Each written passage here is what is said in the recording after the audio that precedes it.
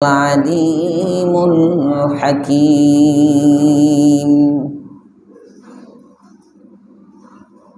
मुअज़्ज़ज़ मुहतरम मुसल्लियान किराम मुरब्बियान इज़ाम যুবক বন্ধুরা ছোট বাচ্চারা পর্দার আড়ালে অবস্থানরত সম্মানিতা মা ও বোনেরা शुक्रिया रब्बे करीमेर दरबारे जार तौफीके सप्ताहिके कुराने करीमेर दर्शे रब्बे करीम आसार सुयोग दिएछेन आसते पेरेछि बसते पेरेछि कालिमातुश शुक्र पড়ি আলহামদুলিল্লাহ।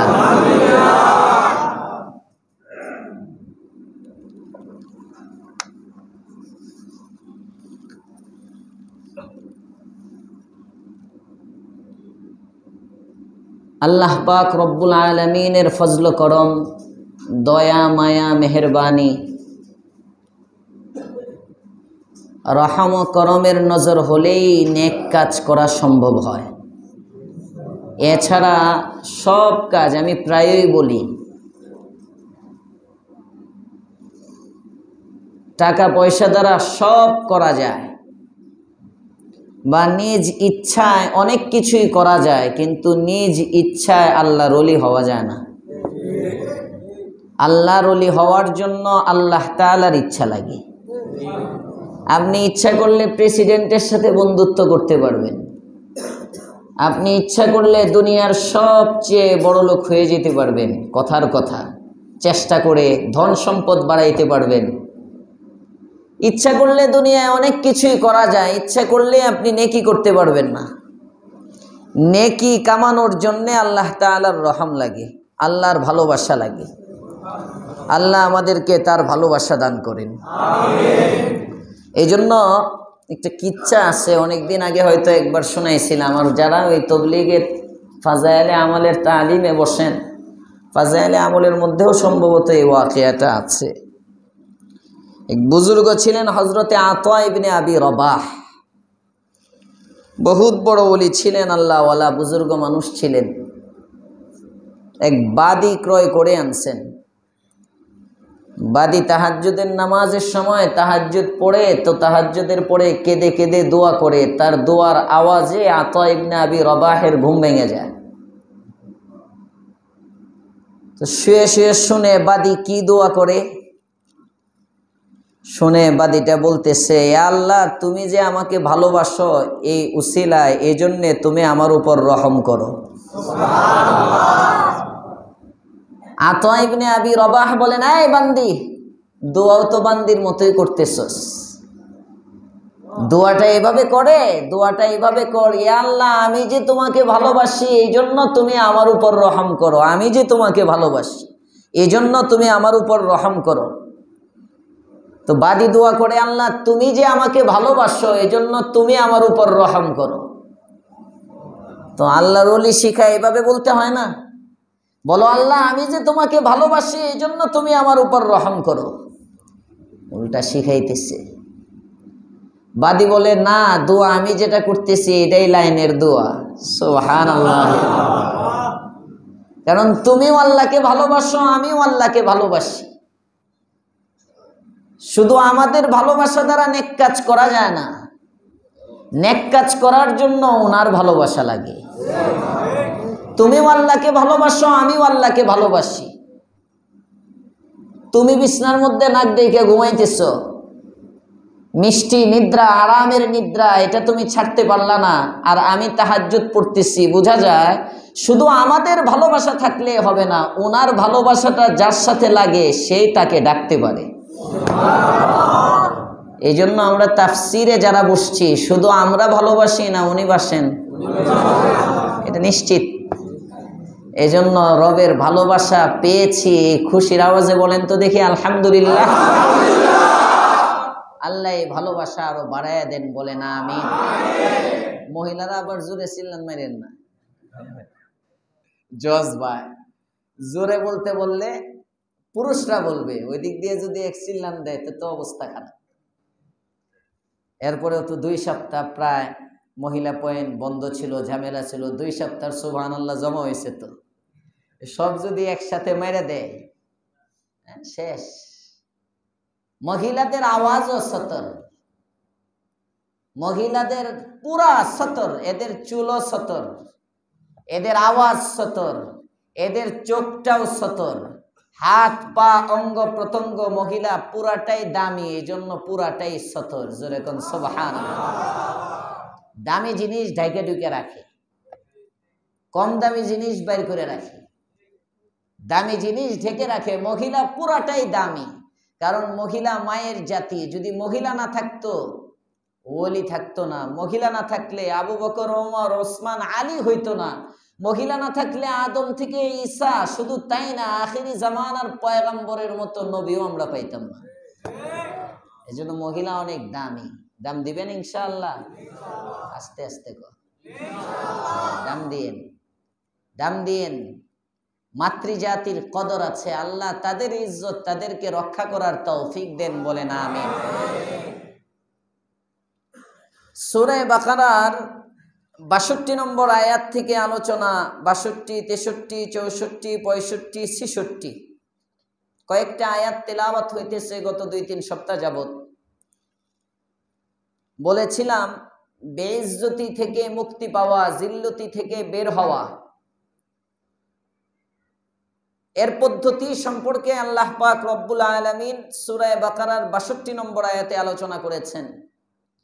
তুমি যদি ইজ্জতের জীবন চাও, বেইজ্জতি থেকে বের হতে চাও, অপদস্থ লাঞ্ছিত যেন না হও, এটা যদি তুমি চাও, উত্তরণের উপায় কি? রব বলেন ২ পদ্ধতি, ঈমান আর আমল। সুবহানাল্লাহ। মুমিন তার কোনো লাঞ্ছনা নাই, মুমিনের কি নাই? লাঞ্ছনা নাই। মুমিনের কোনো বেইজ্জতি নাই, মুমিনের জীবনটাই ইজ্জতের জীবন। মুমিনের ঘরে যদি খাবার নাও থাকে তাও মুমিনের ইজ্জত, খাবার থাকলেও ইজ্জত। মুমিন সুখে থাকলেও ইজ্জত, মুমিন দুঃখে থাকলেও ইজ্জত। ইমানদার হওয়াটাই ইজ্জত। সুবহানাল্লাহ। ঈমান, আমার যে ঈমান আছে আমি মুমিন, এটাই আমার জন্য ইজ্জত। বলেছিলাম না একদিন, কয় কোটি আবু জেহেলকে একসাথে করলে একজন বেলালে হাবশি হবে? হ্যাঁ, হবে হবে? পৃথিবী যদি ভরে যায় আবু জেহেল দিয়ে, এই পৃথিবী ভর্তি আবু জেহেল সব যদি এক পাল্লায় রাখা হয়, কাল্লায় বেলালে হাবশিকে যদি আরেক পাল্লায় রাখা হয়, কার পাল্লা ভারী হবে? কি আছে বেলালে হাবশির? সরদারি নাই, শিকলো সুরত নাই, চেহারা ছবি নাই, সম্পদ নাই, বংশ ঐতিহ্য নাই, নেতৃত্বের গৌরব নাই, কোনো কিছুই নাই, কিন্তু আছে কি? ঈমান। আছে কি? সবাই বলেন আল্লাহর পয়গম্বর, আপনি আমার নবী, দু জাহানের সরদার, রাহমাতুল লিল আলামিন সাল্লাল্লাহু আলাইহি ওয়াসাল্লাম বলেন, ৭ আসমান ৭ জমিন সব যদি এক পাল্লায় রেখে দেওয়া হয় রে উম্মত, ৭ আসমান ৭ জমিন এত দুভয়ের মাঝে যা আছে সব যদি এক পাল্লার মধ্যে রেখে দেওয়া হয়, আরেক পাল্লার মধ্যে যদি শুধু কালিমা লা ইলাহা ইল্লাল্লাহ, লা ইলাহা ইল্লাল্লাহ, সব একদিকে, কালিমা লা ইলাহা ইল্লাল্লাহ এটা এক পাল্লায় যদি রাখা হয়, লা ইলাহা ইল্লাল্লাহর পাল্লাটা ভারী হয়ে যাবে। তার নাম ঈমান। আসমান আছে তো মুমিনের জন্য, জমিন আছে তো মুমিনের জন্য, সূর্য উদিত হয় তো মুমিনের জন্য, সূর্য অস্তমিত হয় মুমিনের জন্য, রাত দিনের পালা পরিবর্তন হয় মুমিনের জন্য। আল্লাহ পাক রব্বুল আলামিন নদীর পানিতে মাছ দেন মুমিনের জন্য। আল্লাহ পাক রব্বুল আলামিন আম গাছের মধ্যে আম দেন, কাঁঠাল গাছের মধ্যে কাঁঠাল হয়, ধান ক্ষেতের মধ্যে ধান হয় মুমিনের জন্য। মুমিন, মুমিন আছে, পৃথিবীর নিজাম আছে। শুধু কি তাই? আসমানের জায়গায় আছে মুমিনের জন্য, জমিনের জায়গায় আছে মুমিনের জন্য। এজন্যই তো পয়গম্বর বলেন, লা তাকুমুস সাআতু হাত্তা ইউকালা ফিল আরদি আল্লাহু আল্লাহ। যতক্ষণ পর্যন্ত এই জমিনে আল্লাহ আল্লাহর জিকির থাকবে, পৃথিবী কিয়ামত হবে না। দামি কে? আন্দাজি কয় উত্তর, বুঝে শুনে দামি কে? হয় নাই উত্তর। মুমিন। আল্লাহ তো দামি, আমি কইলেও দামি না কইলেও দামি। আয়াতে যেটা বুঝাইতিস, দামি কে? মুমিন। আমরা মনে করি নরেন্দ্র মোদীর অনেক দাম, আমরা মনে করি ডোনাল্ড ট্রাম্পের অনেক দাম, আমরা মনে করি দুনিয়ার রাজা বাদশাদের অনেক দাম। কোরআন বলে না না, কালিমাওয়ালার সবচেয়ে বেশি দাম। সবচেয়ে বেশি দাম কালিমাওয়ালা মুমিনের। কালিমাওয়ালার কত দাম, কত দাম! কালিমাওয়ালা যদি আগুনের মধ্যে হাত দেয়, আগুনে তার হাত পোড়ায় না। কালিমাওয়ালা যদি পানির মধ্যে ঝাঁপ দেয়, পানি তাকে ডুবায় না। কালিমাওয়ালার কোনো অশান্তি নাই। কালিমাওয়ালা যদি মাটির মধ্যে হাত দেয়, মাটিটা তার জন্য সোনা হয়ে যায়। তা কালিমাওয়ালার দাম। কালিমাওয়ালা যদি রবের কাছে খাবার চায়, তো আসমানের মালিক তাকে খাবার দিয়ে দেয়। আরো আসতে কোন সুবহানাল্লাহ। ওয়াকিয়া আছে, ওয়াকিয়া। বাপ দাদার বানানো কিচ্ছা গল্প না, হাদিসের পাতা সাক্ষী। স্ত্রী আসছে, স্বামীকে বলতেছে, সাহাবী স্বামী, খাবার নাই, ঘরের মধ্যে খাবার নাই, আটা নাই, গম নাই, খাবার নাই। আল্লাহর পয়গম্বরের সাহাবী স্ত্রীকে লক্ষ্য করে বলেন, স্ত্রী, যাই বাজারে দেখে কিছু পাইনি, কোনো কাজ করতে পারি কিনা। এদিক দিয়ে স্বামী যায়, ওদিক দিয়ে বেগম। স্বামী বাজারের মধ্যে কোনো কাজ পায় না। এবার ঘরের মধ্যে এসে বলে, বেগম, আমার কোনো কাজ পাইলাম না, তবে একটা চাকরি আছে, মুসল্লাটা দাও, জায়নামাজটা আমাকে দাও। স্বামী এবার জায়নামাজ নিয়ে চাকরির মধ্যে বসে যায়, নামাজের মধ্যে দাঁড়ায় যায়। আর ওদিক দিয়ে স্ত্রী চুলার পারে চলে যায়। এদিক দিয়ে স্বামী নামাজ পড়ে, আর ওদিক দিয়ে স্ত্রী দেখে চুলার মধ্যে গরম গরম রুটি দেখা যায়। এটার নাম ঈমান। এখন তো মুমিন কোটি টাকা কামায়, তারপরেও বরকত নাই, অভাব যায় না। শত টাকার ফকির, শত শত হাজার কোটি টাকার ফকির বাংলাদেশে আছে না নাই? হাজার কোটি টাকার ফকির, এদেরকে আমি নাম দিচ্ছি। কোটি কোটি টাকা ইনকাম করে, শুনলে অভাব। আরে কি! আর যে মুমিনে কামেল 10,000, 15,000, 20,000 টাকা বেতন পায়, কি হাসি! ওয়াহ ওয়াহ, সুবহানাল্লাহ। ইজ্জত ভুলে গেছে। কার কার বলেন, ইজ্জত কার? মুমিনের। ইজ্জত মুমিনের। ইমানদার হওয়ার মধ্যে ইজ্জত। এজন্য আল্লাহ বলেন, ইন্নাল্লাযীনা আমানু ওয়াল্লাযীনা হাদু ওয়ান নাসারা ওয়াস-সাবিঈন। ইহুদ হও, নাসারা হও, সাবি হও, আর মুমিন হও। যদি তুমি শান্তি চাও, যদি তুমি ইজ্জত চাও, যদি তুমি পেরেশানি মুক্ত জীবন চাও, দুনিয়ার জীবনেও তোমার কোনো ভয়ভীতি নাই, পরজগতেও তোমার কোনো ভয়ভীতি নাই, এমন একটা উত্তম সুন্দর জীবন যদি বান্দা চাও, আমাকে দুইটা জিনিস দিয়ে দাও। সুবহানাল্লাহ। মান আমানা বিল্লাহি ওয়াল ইয়াউমিল আখির। মান আমানা বিল্লাহি ওয়াল ইয়াউমিল আখির। এক নম্বর গুণ হলো ঈমান আনো। ঈমান বিল্লাহ, আল্লাহর উপর ঈমান আনো। ওয়াল ইয়াউমিল আখির, পরজগতের উপর ঈমান আনো। বলছিলাম ঈমানের শাখা অনেক, ঈমানের শাখা প্রশাখা অনেক। ঈমানে মুফাসসালের মধ্যে আছে 7টা। আমানতু বিল্লাহি ওয়া মালাইকাতিহি ওয়া কুতুবিহি ওয়া রুসুলিহি ওয়াল ইয়াউমিল আখিরি ওয়াল কদরি খাইরিহি ওয়া শাররিহি মিনাল্লাহি তাআলা ওয়াল বা'সি বাদাল মাউত। এই 7টা হলো ঈমানে মুফাসসাল, বড় বড় শাখা। 2টার কথা শুধু বললেন, তার কারণ কি? এই 2টাই মেইন। এই 2টা যার মধ্যে আসবে বাকি সবগুলো চলে আসবে, বাকি সব আসবে। মান আমানা বিল্লাহ, ঈমান আনতে হবে, ঈমানে কামেল। গত সপ্তাহেও বলছিলাম, ঈমান যদি ঈমানের মতো হয়, কদম কদম দেখতে পাবো আল্লাহর রহমত। সুবহানাল্লাহ। খাওয়ান কে? পালেন কে? রিজিকের মালিক কে? ইজ্জতের মালিক কে? বিবাহ শাদীর মালিক কে? তো প্রেম করো কেন? যুবকরা যাদের বান্ধবী আছে, কিংবা মেয়েরা যাদের বয়ফ্রেন্ড আছে, কেন? তোমার তকদিরে যাকে আল্লাহ লিখে রাখছে সেই আসবে, সেই আসবে।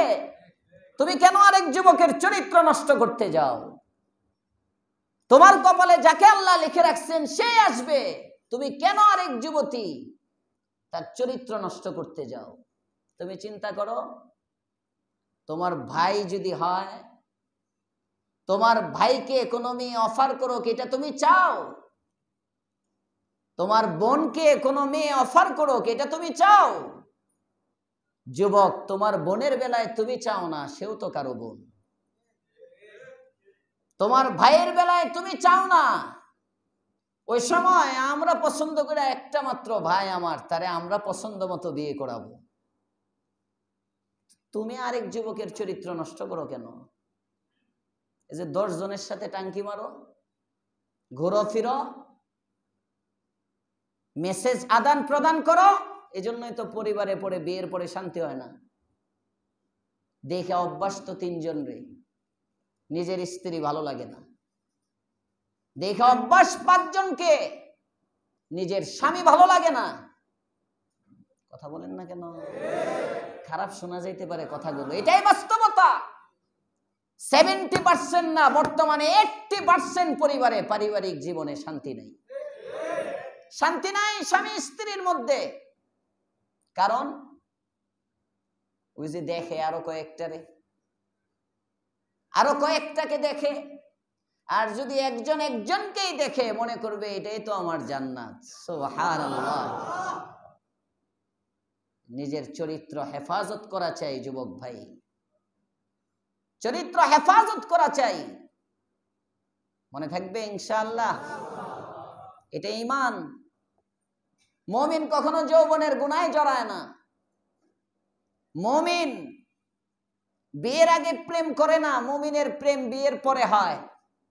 আমি তাকেই বিয়ে করব, হুজুর প্রমিস করছি তার সাথে। প্রমিস না কি কয় আল্লাহ জানে হইছে কিনা। আর এত বড় নির্লজ্জ বাবা মা এখন কিছু আছে, বাপ মা পর্যন্ত জানে। ছেলে মেয়ে বিয়ে ঠিক করা 8 বছর ধরে আদান প্রদান হয়, বাসায় আসা যাওয়া হয়, বাপেও জানে, তার জন্য এটা ঠিক করে রাখছি। মাঝে মাঝে ছেলের মা মেয়েরে খাওয়ায়, এমনও আছে আমাদের ঢাকা শহরে অনেক ফ্যামিলি, মানে যায় না তো জানোই যখন, এত বিয়ে যদি বিয়ের উপযুক্ত হয় বিয়ে করায় দাও। বিবাহ পূর্ব প্রেম এটা কি? এটা তো সম্পূর্ণ অবৈধ। যাকে বিয়ে করবেন, বিয়ে করার আগ পর্যন্ত তার সাথে শুধু এক নজর দেখতে পারবেন, তার ছবি তোলাও হারাম। সরাসরি তাকে দেখতে পারবেন বিবাহের নিয়তে, দেখে আসলেন শেষ। অনেকে ছবি তুলে নিয়ে আসে, পরে আবার অবজার্ভ বেশনে বসে, অবজার্ভ করে, আবার চিন্তা ভাবনা করে, আবার দেখে ঠিক আছে নি, কেমন দেখলাম। ওইনে তো এক নজর অল্প সময় দেখা যায় না, এই জন্য আবার অনেক সময় বিয়ের আগে ছেলে মেয়েরে পাশাপাশি দাঁড়া করে ছবি লয়। আছে না নাই? আমাদের সমাজে এগুলো চলে। আহা, শান্তি কিভাবে আসবে? শান্তির পথ তো বন্ধ করে দিচ্ছি। শান্তি যদি চাই, ইজ্জত যদি চাই, বেইজ্জতি যদি না চাই, 1 নম্বরে লাগবে, সবাই বলেন ঈমান। আমার সব তিনিই দেন। হযরতে ফাতেমাতুজ জাহরা রাদিয়াল্লাহু তাআলা আনহা রাসূলের বেগম মেয়ে ফাতেমাতুজ জাহরা রাদিয়াল্লাহু তাআলা আনহা রাসূলের বেগম আম্মা জান আয়েশার কাছে গেছেন একদিন দিনের বেলা, যে বলতেছেন মশহুর ওয়াকিয়া আপনারা জানেন, যে বলতেছেন আব্বাজান নাই বাড়িতে? কয় না। কয় আব্বাজান আসলে আমার সালাম বললেন আর বলেন মাইয়া আসছিল। রাত্রে বেলা নবী ঘরে আসছেন, এসে দেখেন বেগম সাহেব বলতেছে আপনার মেয়ে আসছিল তো ফাতেমা, কেন যেন আমারে কিছু বলে নাই, শুধু সালাম পৌঁছে গেছে। রাসূল রাতে দৌড়ে গেছেন মেয়ের বাড়িতে, স্বামী স্ত্রী শুয়ে রয়েছে, এমন একটা চাদর গায়ে, পয়গম্বরের মেয়ে, প্রেসিডেন্টের মেয়ে, মাথা ডাকলে পা খুইলা যায়, পা ডাকলে মাথা খুইলা যায়। সবাই কইেন না সুবহানাল্লাহ। এখন নির্বাচনে যাবে যাবে ভাব, অলরেডি ফাউন্ডেশন। কোন ছাত্র একটারে ধরছে, কোন পত্রিকায় দেখছিলাম আরো 1-1.5 মাস আগে, এর বাড়িতে বলি বিল্ডিং করতেছে। এতদিন বিল্ডিং হয় না, এখন সমন্বয়ক তো বিল্ডিং শুরু হয়ে গেছে। এতদিন গাড়ি নাই, হাঁটতে হাঁটতে জুতার তলা ক্ষয় হয়ে যায়। ওরে বাবা, কি দামি দামি গাড়িতে এখন উঠে, আছে না নাই? বিএনপি তো এটা অনেক দিনের পুরাতন চাঁদাবাজি, এটা ভিন্ন কথা। তো তোমরা চাঁদাবাজি করো কেন? ওইটা তো পুরাতন চাঁদাবাজেরা, সরকারি দল বিরোধী দল, আওয়ামী লীগ বিএনপি, এরা চাঁদাবাজি করতে পারে, এটা ওদের জন্য স্বাভাবিক কথার কথা। একজনের ক্ষমতার বয়স 40-45 বছর ধরে রাজনীতি করে, কেউ স্বাধীনতার আগের থেকে বাংলাদেশে রাজনীতি করে, ওরা প্রতিষ্ঠিত চাঁদাবাজ। তুমি 1 বছরে এত আগে গেলা কিভাবে? তুমি তো আস্তে আস্তে শিখবা কেমনে চাঁদাবাজি করতে হয়। আল্লাহ হেদায়েত দান করুক, বলেন আমিন। এখন দেখা যায় 40 বছরে যা পারে না, হেরা 1 বছরে তার চেয়ে বেশি অ্যাডভান্স।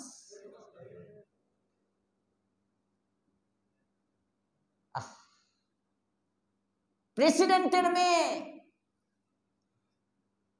আল্লাহর পয়গম্বর ঘরের মধ্যে গেলেন, নবীর আগমনে হযরতে আলী উঠে দাঁড়ায় যাবেন। পয়গম্বর বলেন উঠার দরকার নাই, যেভাবে আছো এভাবে শুয়ে থাকো। আল্লাহর পয়গম্বর স্বামী স্ত্রী নিজের মেয়ের জামাইয়ের মাঝখানে গিয়ে বসলেন। বিছানাটা এত বড় বিছানা, হযরতে আলী বলেন আমাদের মাঝে পয়গম্বর যখন বসলেন, নবীর পা মুবারক আমার পেটের সাথে লেগেছিল। হাত্তা আজিদা বারদা কদামাইহি, নবীর পায়ের সেই শীতলতা আমি এখনো আলী অনুভব করি। বুঝেন পালংটা কত বড়, প্রশস্ত হইলে তো 2 জন সরে যেতে পারত। 2 জন ফাঁকে নবীকে জায়গা দেওয়ার পরে পাটা যখন আলীর পেটের মধ্যে লাগতেছে, অনুমান করা যায় না খাটটা কত বড়, বিছানাটা কত বড়। প্রেসিডেন্টের মেয়ে, শুধু কি দুনিয়ার প্রেসিডেন্ট না, না আখিরাতের প্রেসিডেন্ট তিনি। সুবহানাল্লাহ। সাইয়্যিদুল কাউনাইন খাতমুল মুরসালিন, সাইয়্যিদুল কাউনাইন খাতমুল মুরসালিন, আখিরা মাদবুদ ফখরুল আউয়ালিন, আখিরা মাদবুদ ফখরুল আউয়ালিন।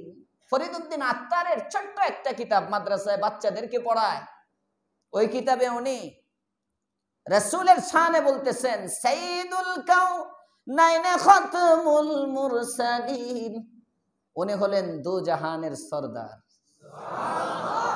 উনি হলেন সর্বশেষ পয়গম্বর, আখিরা মাদবুদ ফখরুল আউয়ালিন। আসলেন সবার শেষে, তবে পূর্ববর্তী সবাই তাকে নিয়ে গর্ব করে। সুবহানাল্লাহ। এমন একজন নবী, এমন একজন প্রেসিডেন্ট। তার মেয়ে আব্বাজান বসে জিজ্ঞেস করেন কিরে কেন গেলা? হযরতে ফাতেমা বলেন স্বামী পাঠাইছেন আমাকে। আব্বাজান হাতের দিকে তাকায় দেখেন কাজ করতে করতে হাতের মধ্যে ঠোসা পড়ে গেছে, পানি ফুটকা হয়েছে। কাজ করতে করতে অনেক কষ্ট হয় গো বাবা। শুনেছি আপনার কাছে যুদ্ধের ময়দান থেকে সাহাবায়ে কেরাম আসছেন, গনিমতের কিছু গোলাম, গনিমতের কিছু বাদী আপনার কাছে আসছে। আমার স্বামী পাঠাইছিল, যাও পয়গম্বরকে গিয়ে বলো, তোমার আব্বাকে গিয়ে বলো গনিমতের একটা বাদী যদি তোমাকে দেয়। তোমার কাজে একটু হেল্প হবে, সহযোগিতা হবে, তোমার জন্য একটু সহজ হয়ে যাবে। এজন্য আব্বাজান গিয়েছিলাম আপনার দরবারে, কিন্তু আপনাকে পাই নাই। আল্লাহর পয়গম্বর বলেন, মারে ও জামাই আলী, আমার কলিজার টুকরা ফাতেমা, তোমরা কি একটা বাদী চাও না বাদীর চেয়ে উত্তম জিনিস চাও? সুবহানাল্লাহ। তোমরা কি একটা গোলাম চাও না গোলামের চেয়ে উত্তম জিনিস চাও? আমি পয়গম্বর এমন একটা জিনিস তোমাদেরকে দিব যা তোমাদের চাওয়া বস্তুর চেয়ে উত্তম। তাহলে উত্তমটাই চাই। আল্লাহর পয়গম্বর বলেন, রাতের বেলা যখন ঘুমাইবা, বিছানার মধ্যে যখন শরীরটা এলায় দিবা, বিছানায় বসে বসে পড়বা সুবহানাল্লাহ, সুবহানাল্লাহ, সুবহানাল্লাহ, সুবহানাল্লাহ, সুবহানাল্লাহ, সুবহানাল্লাহ, সুবহানাল্লাহ, সুবহানাল্লাহ 33 বার। কয়বার? এরপরে পড়বা আলহামদুলিল্লাহ, আলহামদুলিল্লাহ, আলহামদুলিল্লাহ 33 বার। কয়বার? এরপরে 34 বার পড়বে আল্লাহু আকবার, আল্লাহু আকবার, আল্লাহু আকবার, আল্লাহু আকবার। কতবার হলো? এই 33 বার সুবহানাল্লাহ, 33 বার আলহামদুলিল্লাহ, 34 বার আল্লাহু আকবার। নবী বলেন, এই তাসবিহ 100 বার যে পড়বে, এটা একটা গোলাম বা বাদীর চেয়ে তোমাদের জন্য উত্তম হয়ে যাবে। কাজের কষ্ট দূর হয়ে যাবে। পড়বো ইনশাআল্লাহ আজকে থেকে। কার আমল এটা? শুধু মহিলার না পুরুষের না স্বামী স্ত্রী উভয়ের? উভয়ের। স্বামীও পড়বো, স্ত্রীও পড়বো। আজকে থেকে আমলটা কারা কারা করবো না দেখি? অনেকদিন পরে উল্টা। কারা কারা করবো ইনশাআল্লাহ? আল্লাহ তৌফিক দান করেন, বলেন আমিন। করেন করেন, দেখবেন বরকত হবে, ঘরের মধ্যে বরকত হবে। এখন আমরা তাবিজ তোমারের পিছনে যাই, কবিরাজের পিছনে দৌড়াই। নবীর চেয়ে বড় কবিরাজ আছে কি? আমরা সুন্নতের পিছনে দৌড়াই না। নামাজটা পড়ে ওইটা দৌড়, নামাজের পরে ওইটা দৌড়। ওয়াক্তিয়া নামাজের পরে কিছু মুসল্লি আছে, বোঝা যায় নিচে আগুন রাখা, আগুন। সালাম ফিরে উনি ওইটা দৌড়, সালাম ফিরে দৌড়। অথচ এই সময়টা রবের সাথে তাআল্লুকের সময়। সুবহানাল্লাহ। নামাজের পরে দোয়া কবুলের সময়, নামাজের পরে দোয়া কবুলের সময়। এই সময় কিছু দোয়া আছে ফজরে এবং মাগরিবে। কেউ যদি ফজরের নামাজের পরে 3 বার পড়ে, রাযীতু বিল্লাহি রাব্বা ওয়া বিল ইসলামি দীনা ওয়া বি মুহাম্মাদিন রাসূলান ওয়া নাবিয়্যা, 3 বার মাত্র পড়েন। রাযীতু বিল্লাহি রাব্বা ওয়া বিল ইসলামি দীনা ওয়া বি মুহাম্মাদিন রাসূলা। অর্থ কি? আমি আল্লাহকে রব হিসাবে পেয়ে খুশি, ইসলামকে ধর্ম হিসাবে পেয়ে খুশি, মুহাম্মদকে রসুল হিসাবে পেয়ে খুশি।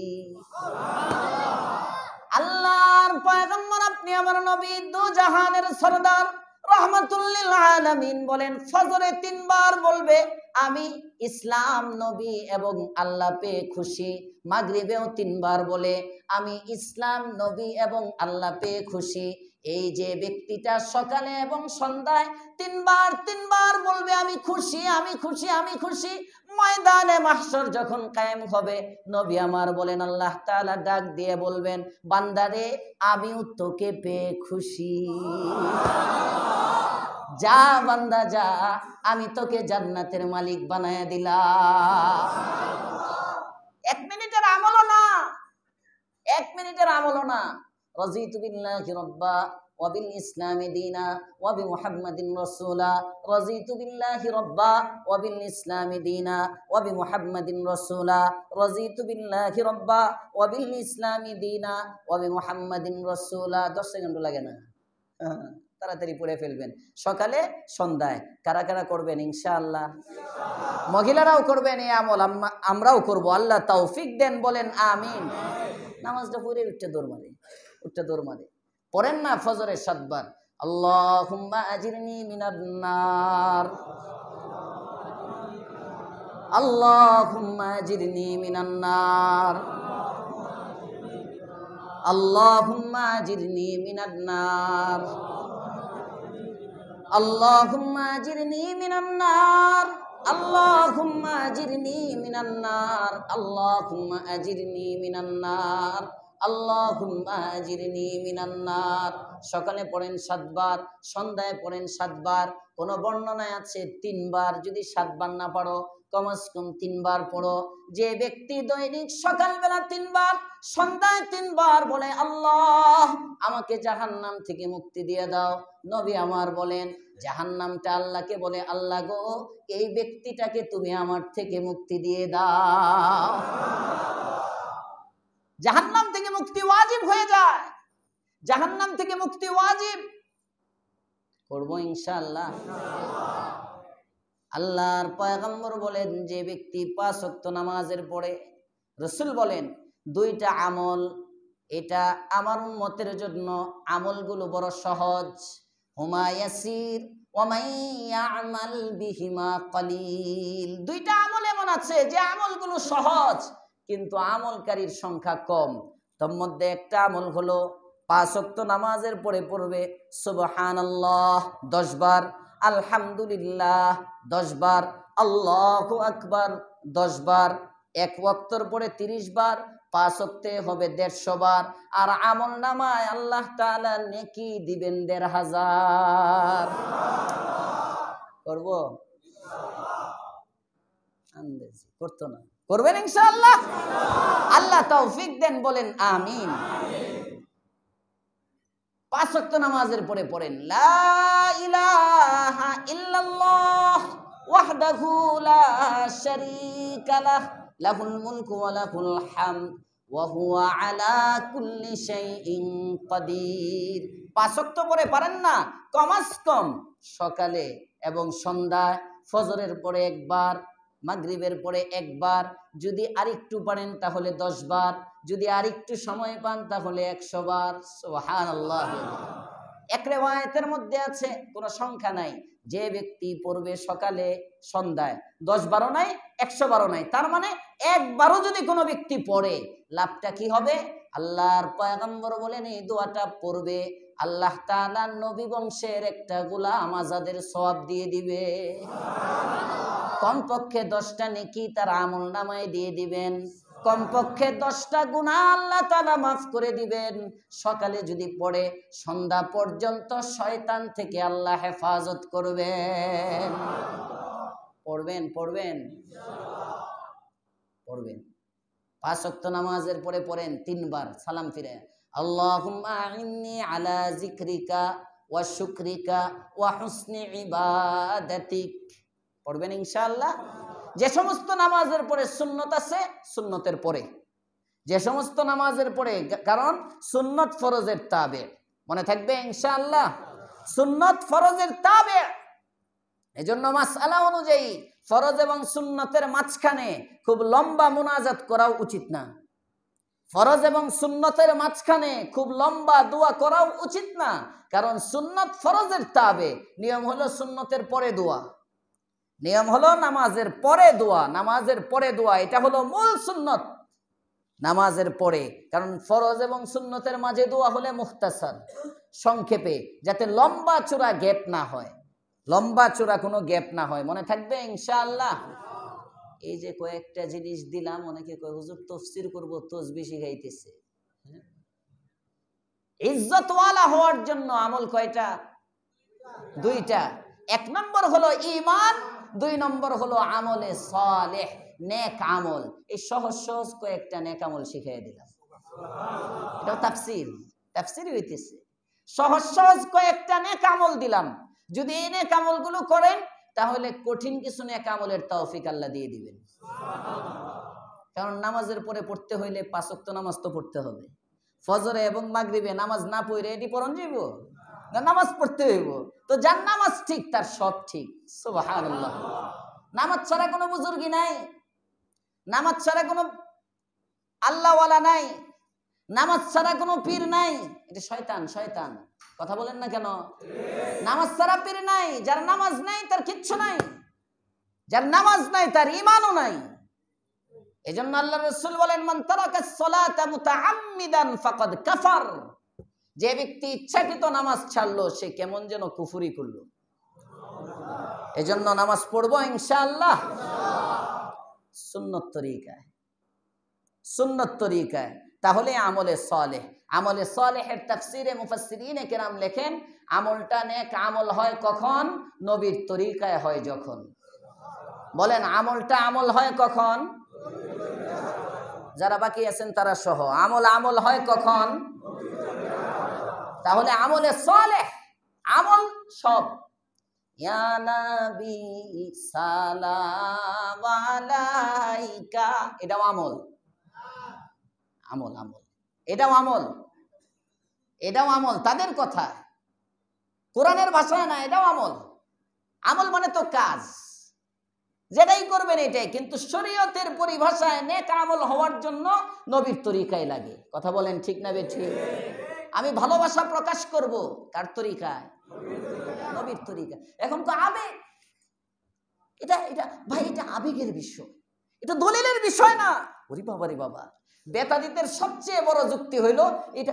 আরে ভাই ধরলাম, এক বেদাতি বক্তার ওয়াজ শুনি বলতেছে, আরে ভাই ধরলাম দলিল নাই, নবীর ভালোবাসাই তো করা যায়। ওরে সুবহানাল্লাহ, ধরে নিলাম, দলিল তো আছেই, ক্ষণিকের জন্য ধরলাম দলিল নাই। দলিল, আরে ইশক ভালোবাসা, ইশক মুহাব্বতে দলিল লাগে না।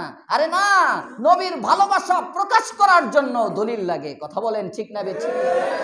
ভালোবাসা ওইটা যে পদ্ধতিতে ভালোবেসেছেন সিদ্দিকে আকবর, ভালোবাসা ওইটা যে পদ্ধতিতে ভালোবেসেছেন হযরতে ওমর, ভালোবাসা ওইটা যে পদ্ধতিতে ভালোবেসেছেন হযরতে উসমান, ভালোবাসা এটা যে পদ্ধতিতে ভালোবেসেছেন হযরতে আলী, 100 লক্ষ সাহাবা তাবেঈ রাসূলকে যে পদ্ধতিতে ভালোবেসেছেন।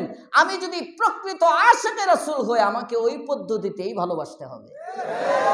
পদ্ধতি ওইটাই।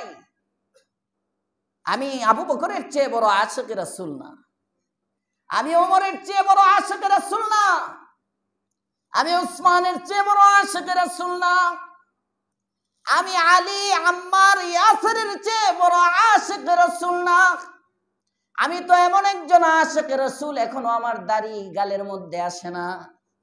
আমি তো এমন একজন আশিকে রাসূল, জশ্ন জুলুসের মিলাদুন নবীর মিছিলের মধ্যে যাই, আমার টাকনু পায়জামা দ্বারা ঢাকা থাকে।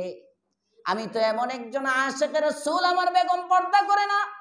আমি তো এমন একজন আশিকে রাসূল, আমারকে ফজরের নামাজের মধ্যে দেখা যায় না। অথচ হযরতে সিদ্দিক আকবর এমন একজন আশিকে রাসূল, নবী যেখানে হযরতে আবু বকর সেখানে। আল্লাহর পয়গম্বরের সাহাবী হযরতে আবু বকর দোয়া করেন, আল্লাহ আমার মেয়ে আয়েশারে নবীর কাছে বিয়ে দিবার চাই। কিন্তু আমি যদি বলি, আমি যদি বলতে যাই, নবী যদি মনে করেন কেমনে ফিরাই, যদি জোর হয়, নবীর উপর জোর হয়ে যায় যে আবু বকর আমার বন্ধু, আবু বকর আমার দীর্ঘদিনের সাথী, সে প্রস্তাব নিয়ে আসছে, আমি ফিরাইয়া দেই কেমনে, কেমন দেখা যায়। নবী যদি চাপ নিয়ে আমার মেয়েটাকে নেন, এটাও আমি চাই না। ইয়া আল্লাহ, পয়গম্বরের জবান থেকে এমন একটা আদেশ দিয়ে দেন যেন আমার মেয়েটাকে পয়গম্বর বিয়ে করতে রাজি হয়ে যায়। পিলারের পাশে বসে আবু বকর দোয়া করে, সাহাবায়ে কেরাম শুনে, আবু বকর কান্দে কান্দে কি কয় দেখি। হযরতে আবু বকর হাত উঠে বলে, আল্লাহ সারাদিন আমি যতক্ষণ নবীর পাশে থাকি, আমি আমার পয়গম্বরের খেদমত করি, আমি আবু বকরের সম্পদগুলো পয়গম্বরের জন্য উৎসর্গ করি। আমি যদি নবীকে আমার সম্পদগুলো দিতে চাই, আমার সম্পদগুলো দিতে চাই, দেওয়ার হাত উপরে থাকে, নেওয়ার হাত নিচে থাকে। আমি দিতে গেলে আমার পয়গম্বরের হাতের উপরে আমার হাত চলে আসবে, এটাও না জানি আমার পয়গম্বরের সাথে বেয়াদবি হয়ে যায়। আল্লাহ গো, নবীর কলবের মধ্যে এমন একটা জিনিস আপনি ঢেলে দেন, আমার পয়গম্বর যেন আমি আবু বকরের সম্পদগুলোকে নিজের সম্পদ মনে করে। কি পরিমাণ ভালোবাসা বুঝেন, কি পরিমাণ ভালোবাসা। চায়াওয়ালা আমার নিজের মনে করে যেন ব্যবহার করতে থাকি। এতটা ভালোবাসা যে আবু বকরের ছিল, এতটা ভালোবাসা যে সাহাবীদের দিলে ছিল, ওনারা যে পদ্ধতিতে ভালোবাসা প্রকাশ করেছেন এটাই পদ্ধতি। আমলে সালেহ হওয়ার জন্য তরিকা লাগবে কার? রাসূলের তরিকা। রাসূলের 40 বছরের পরে 23 বছর পর্যন্ত রাসূলের জীবদ্দশায় নাই, রাসূলের জীবদ্দশায় নাই। এখন ওনারা মিলাদুন নবী বের করে ফেলছে। আবার কি দলিল কই, এটা ইশকের বিষয়। মিলাদুন নবী আবার আমাদেরকে বলে আমরা নাকি মিলাদুন নবী অস্বীকার করি। আচ্ছা বলেন, মিলাদুন নবী অস্বীকার করলে কারো ঈমান থাকবে? মিলাদুন নবী মানে হলো রাসূলের জন্ম। কোন পাগলে নবীর জন্ম মানে না? কোন পাগলে নবীর জন্ম মানে না? হ্যাঁ, আমরা নবীর জন্ম অবশ্যই মানি। মিলাদুন নবী কোন বয়ানটা এমন যে বয়ানে মিলাদ নাই?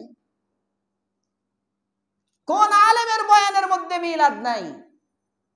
মিলাদুন নবী মানে হলো রাসূলের চর্চা করা, রাসূলের আলোচনা করা। আমরা তো দৈনিক 5 ওয়াক্ত আজানের সময় মিলাদ পড়ি, কথা বলেন ঠিক না বেঠিক? আজানের মধ্যে নবীর নাম, নামাজের মধ্যে নবীর নাম, সব তো মিলাদ, সব তো মিলাদ। মোবাইলগুলো একটু অফ করে দেই বা সাইলেন্ট করে একটু চেক দিই, সব মিলাদ। বুঝেন, আমরা মিলাদ পড়ি নবী যে পদ্ধতিতে শিখাইছেন ওই পদ্ধতিতে। আর তারা মিলাদ পড়ে মন গড়ায়, নামাজে পড়ে এটাই হয় না, তাশাহুদে পড়ে এটাতে হয় না, আজানে দেয় ওইটাই হয় না, আলাদা মিলাদ মাহফিল করতে হয়। তাও আবার কি? সকল ঈদের ঈদ, ঈদে মিলাদুন নবী, মুমিনের ঈদ। আল্লাহ এদেরকে হেদায়েত দান করুক, বলেন আমিন। আমলে সালেহ, নেক আমল হওয়ার জন্য শর্ত কি? তরিকায়ে রাসূল, রাসূলের তরিকা। আমি মনে করতেছি নামাজ তো ভালোই লাগতেছে, আচ্ছা ঠিক আছে আজকে যোহর 8 রাকাত পড়ে ফেলি। হ্যাঁ, হইব? অনেকে এত বড় বুজুর্গ পর্দা করে, আব্বার সামনেও যাবো না। বুঝেন নাই? পর্দার এত জজবা উঠছে কোন মহিলার, উনি আব্বার সামনেও যায় না, আব্বার সাথেও পর্দা করে। পর্দা হবে? ইবাদত শরীয়তের তরিকা, নবীর তরিকা মতো। আল্লাহ তাআলা বলেন, মান আমানা বিল্লাহি ওয়াল ইয়াউমিল আখির ওয়া আমিলা সালিহা।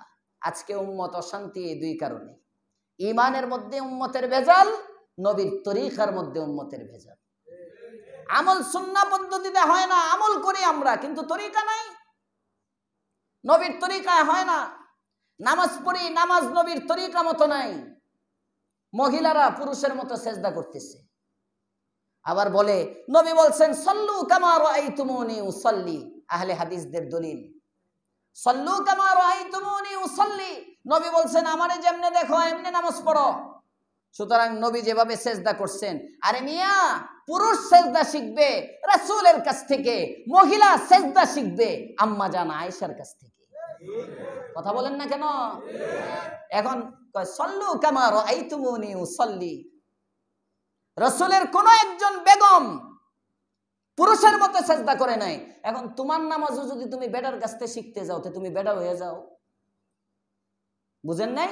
মহিলাও যদি নামাজ শিখে পুরুষের কাছ থেকে, পুরুষ যেভাবে রুকু মহিলা ওইভাবে রুকু, পুরুষ যেভাবে সেজদা মহিলা ওইভাবে সেজদা যদি করতে হয় তাহলে তুমি পুরুষ হয়ে যাও। হাদিস তো আলাদা, হাদিস তো আলাদা। মহিলা হাত কোন পর্যন্ত উঠাবে হাদিস আছে আলাদা, মহিলা হাত কোথায় বাঁধবে হাদিস আছে আলাদা, মহিলা রুকুর সময় কতটুকু ঝুঁকবে হাদিস আছে আলাদা, মহিলা সেজদা কিভাবে করবে হাদিস আছে আলাদা। যদি লাগে বাংলায় বই আছে দলিল সহ নামাজের মাসাইল, মাওলানা আব্দুল মতিন, মোটা বই, দলিল সহ নামাজের মাসাইল বাংলায় পাওয়া যায়, কিনেন। এটা বেশি টাকা লাগে? হাদিসে রাসূল সাল্লাল্লাহু আলাইহি ওয়াসাল্লাম মুফতি মনসুরুল হক সাহেবের কিনেন। হাদিস অনুযায়ী যদি আপনি নামাজ পড়তে চান এই বই কিনেন। কিনতে কষ্ট হয়? ইসলামী জিন্দিগি, যাদের মোবাইল আছে ইসলামী জিন্দিগি অ্যাপস ডাউনলোড দেন, ওখানে গিয়ে কিতাব একটা ঘর আছে, ওখানে ঢুকে হাদিসে রাসূলটা ওই যে ডাউনলোড দেন, নামায় হাদিসে রাসূলে ঢুকেন, দেখেন মহিলাদের প্রত্যেকটা নামাজের কি পদ্ধতি সব হাদিসের আলোকে ওখানে দেওয়া আছে, সব দেওয়া আছে হাদিসের আলোকে। আপনাদেরকে ধোঁকা দেয় হানাফি মাযহাবওয়ালারা হাদিস মানে না, হানাফি মাযহাবওয়ালারা নাকি হাদিস মানে না, হানাফি মাযহাবের ইমাম নাকি হাদিস জানে না। আরে হানাফি মাযহাবওয়ালারা হাদিস ছাড়ে না, ভালো করে মনে রাখবেন। আমি ওই দিন দাওরায় বুখারী পড়ানোর সময় বলছিলাম, এক হাদিস আসছে তিরমিজিতে, বুখারীতে না, সুনানে তিরমিজির মধ্যে এক হাদিস আসছে, নামাজের মধ্যে হাত কিভাবে উঠাবে, রফিয়া ইয়াদাইন করবে না করবে না, এই সম্পর্কে মাসআলা যখন আসছে সালাত অধ্যায়ে, নামাজ অধ্যায়ে, তখন ছাত্রদেরকে হানাফিদের দলিলগুলো দিছিলাম এবং হাত উঠানোর পদ্ধতি, নামাজের মধ্যে কিভাবে হাত উঠাবে, হাত উঠানোর পদ্ধতি সম্পর্কে 3 ধরনের রিওয়ায়াত আছে। এক ধরনের রিওয়ায়াতের মধ্যে আছে কাঁধ পর্যন্ত হাত উঠাবে, এক ধরনের রিওয়ায়াতে আছে কানের লতি বরাবর হাত উঠাবে, এক ধরনের রিওয়ায়াত আছে কানের উপরিভাগ বরাবর হাত উঠাবে। এই 3 রকম হাদিস আছে। ইমাম শাফি, আহমদ কাঁধ বরাবর হাত উঠানোর হাদিস ওনারা নিয়ে গেছেন, বাকি 2টা ছেড়ে দিছেন। ইমাম মালিক রহমতুল্লাহি আলাইহি নিছেন একটা, বাকিগুলো ছাড়ছেন। ইমামে আজম আবু হানিফা চিন্তা করেন, হাদিস তো নবীর, একটাও ছাড়া যাবে না। আরো আস্তে কোন সুবহানাল্লাহ। এক শ্রেণীর মানুষ আমাদেরকে ইমাম আবু হানিফা পর্যন্ত যাইতে দেয় না। এক শ্রেণীর মানুষ হানাফি বিদ্বেষী, তাদের উদ্দেশ্যই হলো মুসলমানের মধ্যে ফাটল করা। কারণ আহলে হাদিসরা পৃথিবীতে আবির্ভাবই হয়েছে এদের ইংরেজদের দালালি করার জন্য এবং মুসলমানের মধ্যে বিরোধ সৃষ্টি করার জন্য। দেখবেন আহলে হাদিসদের বিরোধিতা মালিকি মাযহাবের সাথে নয়, আহলে হাদিসদের বিরোধিতা শাফিঈ মাযহাবের সাথে নয়, আহলে হাদিসদের বিরোধিতা হাম্বলি মাযহাবের সাথে নয়, আহলে হাদিসদের বিরোধিতা শুধু হানাফি মাযহাবের সাথে। তার কারণ কি? আহলে হাদিস এটা ইংরেজদের একটা প্রোডাক্ট। আহলে হাদিস, আমার রুমে কিতাব আছে লা মাযহাবিদের জন্য গোল্ডেন অফার, ওখানে দেওয়া আছে। যারা এই বই পড়ছেন শুরুতে লেখা আছে রানী ইসাবেলা থেকে কিভাবে তারা তাদের নাম দস্তখত ইংরেজ গভর্নমেন্ট থেকে আহলে হাদিস নামটা কিভাবে চয়ন করেছিল, ওই বইয়ের মধ্যে দেওয়া আছে। ওখানে তাদের ইতিহাস দেওয়া আছে, তাদের আকীদা দেওয়া আছে। এই ভ্রান্ত আকীদার অধিকারী এই দলটা, এটাকে ইংরেজরা, কারণ ভারত, পাকিস্তান, বাংলাদেশ এই 3 দেশের মধ্যে শতকরা 99% মানুষ হলো হানাফি। এরা যেহেতু হানাফি, সুতরাং ইংরেজরা এদেরকে তৈরি করেছে এই হানাফি মাযহাবের বিরুদ্ধে বলার জন্য, যাতে করে মুসলমানে মারামারি লাগে, যাতে করে মুসলমান, কারণ ঐক্যতা এমন একটা সম্পদ, যে জাতি ঐক্য হারিয়ে ফেলে এই জাতি কখনো আগে বাড়তে পারে না। এই বাংলাদেশের কপালে আরো মায়ের আছে, ঐক্য নাই, আরো মায়ের রয়ে গেছে সামনে, ঐক্য নাই। হ্যাঁ, ঐক্যেরও আবার কিছু মূলনীতি আছে। ঐক্য কিভাবে হবে? দেশ রক্ষার ঐক্য যদি হয় এটা একরকম হবে, রাজনৈতিক ঐক্য একরকম হবে, আর মুসলমানের ঈমান হেফাজতের ঐক্য এটা আরেক রকম হবে। কথা বলেন ঠিক না বেঠিক? সব ঐক্য গুলেমালে যাই দিন এটা লাগাইলে হবে না। ঐক্য বেশ কম আছে।